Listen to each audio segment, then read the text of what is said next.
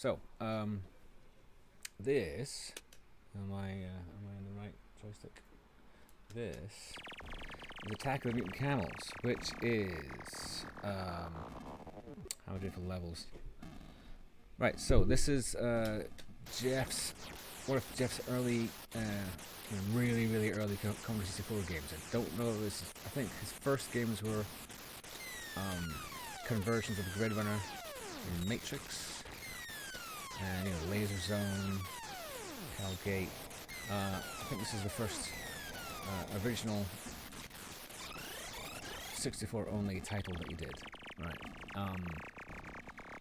And the point I want to make is that this is clearly a sketch. I mean, say what you will about 8-bit games being crude, and this is absolutely crude. This camel looks like two guys in a camel suit.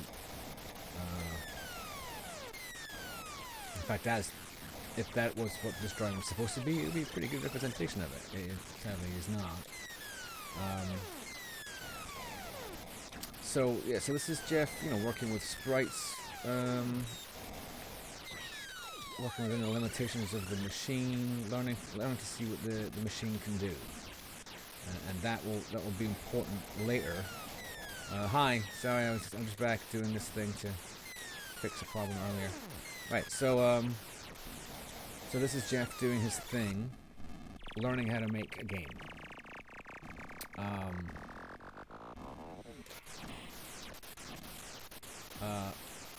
Now, the point about that is that with Jeff's career, and the fact that, even on the Commodore 64, his career spanned, I think it was from 83 to 89.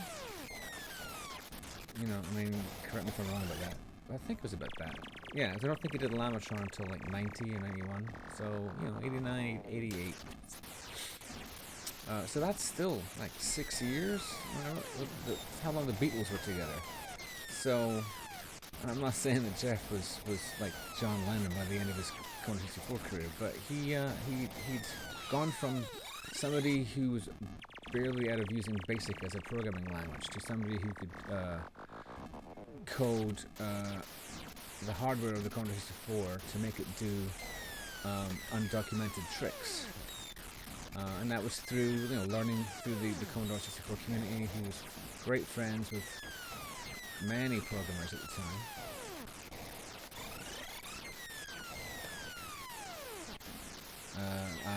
Sorry, I lost the point. But you know what I mean. So this is a first draft. This is the first work that Jeff did, and it's the signature work too. This is one of the game. This is the game that lots of people that's had the first encounter of Jeff's games. Right, was playing the Attack of the Mutant Camels. Something about the idea of giant mutant camels was intriguing to people.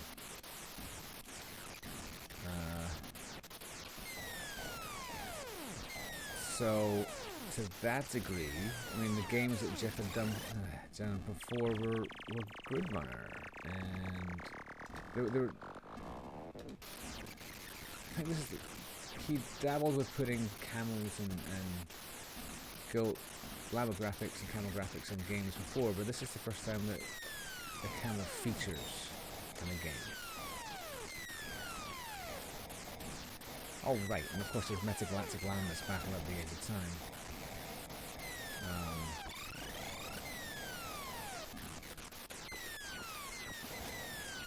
Which is also one of my favorites.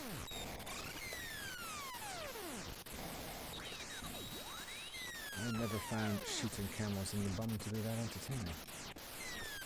And so he did this in the 64. He also did this on the Atari 800, which, while it's the same game, looks radically different. I'm focusing on the Commodore 64 this week, so we're not really going to talk about that.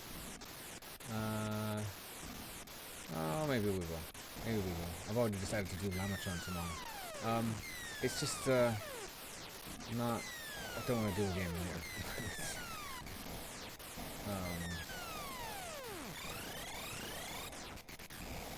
And it's basically this. It just looks nicer. So. So take my word for it. Look at a picture. It's a pretty game, and I found that easier to play. Something about it, you could There's things in it you can't do in this version. Subtle differences. This is before Jeff, when he did a conversion, he made it absolutely accurate across platforms. He's adamant about it now. That's exactly what he does. So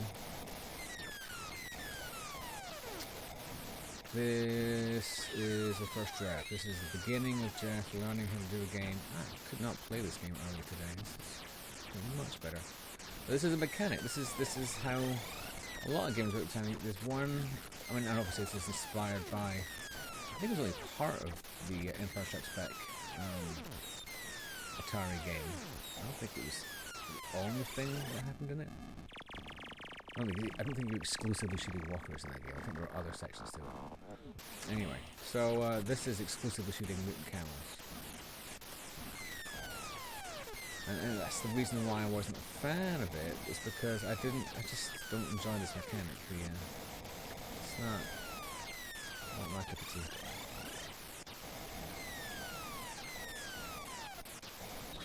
Let's finish up this level now. So yeah, keep an eye on these backgrounds. So his background is just, you know, a mountain range. It's a pretty anonymous looking game. The only thing that makes it distinctive is the camel. Now there are some people who might argue that is true of any Jeff game, but they're not playing the games. It's psychedelic stuff, the animal stuff. It's not for everybody. And that's fair enough. You know what I mean? It's fair enough. It's not for everybody.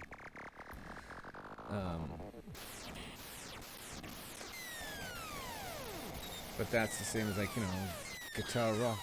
You know, 4-bar blues is not for everybody. This is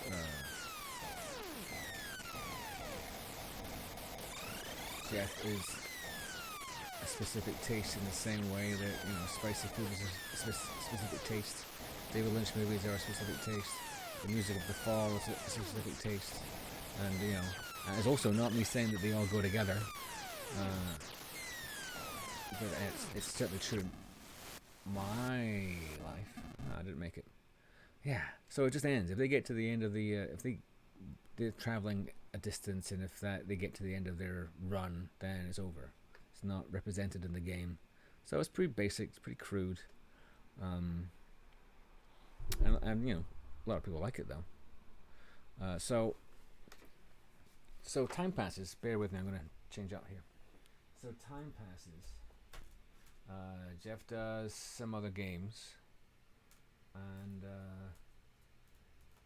while he's writing these games, he's acquiring some new skills and some new talents and some new tastes.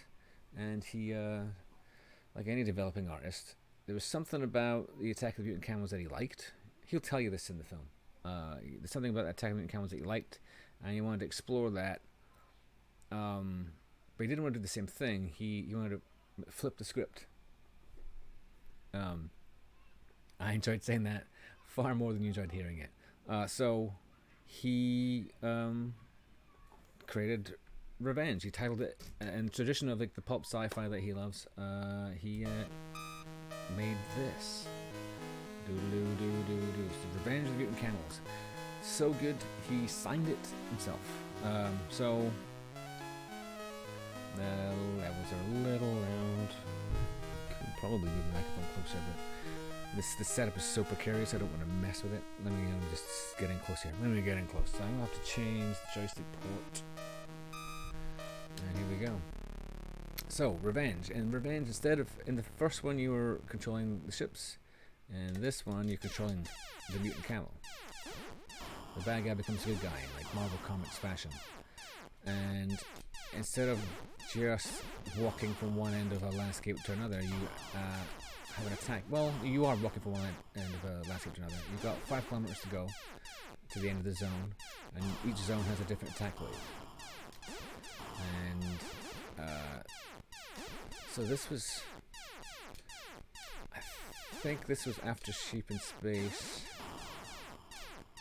This might have been before Sheep in Space. So he was exploring, I don't know, his Jeffness here. I think I was saying that before. I'm going to edit this out so it all looks seamless. But yes, this was Jeff exploring his Jeffness. I don't know what I just said there. Jeff exploring his Jeffness. Ah, man. It's been a long day. I think I fixed the internet problem here. Yeah, it was definitely drawing too much power from the adapter, and now it works. Alright, cats and dogs. These are the cats and dogs that I promised yesterday. Today. It's like a bulldog, and I think Jeff is. I know Jeff is definitely a dog person. But, I don't know if Jeff ever had a cat. He must have done that. I mean, I think Jeff loves all cuddly animals.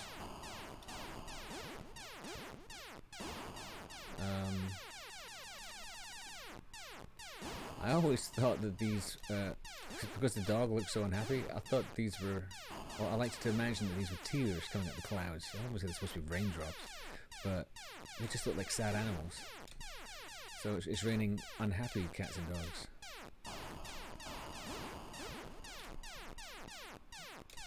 I think it's, yeah, it's just like an unhappy dog.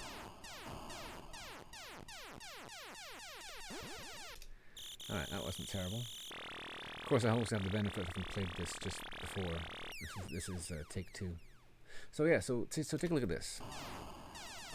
Not take it, but yeah. So Jeff's got the animation on the camel is a lot better. There's much more going on in the frame, though the background graphics are exactly the same. Well, in this level they are. That's exactly the same mountains as the first one. Attack. The first one.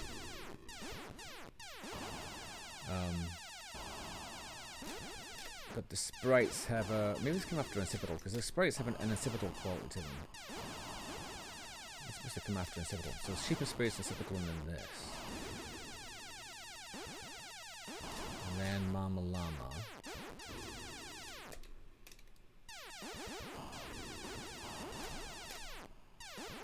Yeah, I should really do the research before I do these videos, because I don't actually remember. I'll fix it in the comments. Oh, I made it. I didn't totally die. Alright. Look at that, no drop frames. It's working this time. Oh, I feel like such a dummy going on live. Without the proper internet connection. Anyway, fixed now.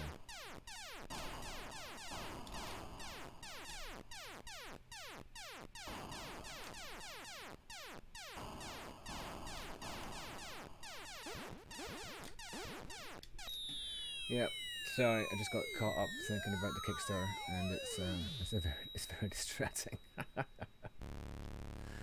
right. Let's play the Sissio.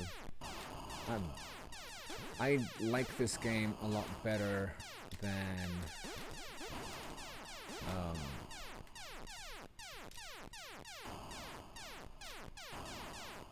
Attack of the Mutant Camels, because there's more to do. There's much more variety. There's a bit more value for money. I'm not. Somebody was saying that you need to find this. Oh right, yeah. So if I just walk to the end here. Huh.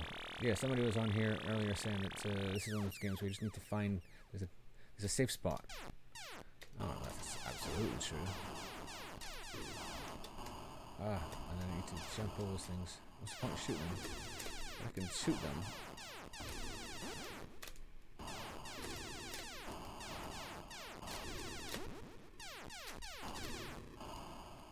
Can I move once I jump? I'm toast. Toast. Toast. Toast, toast. Yeah. It's glad it didn't happen sooner.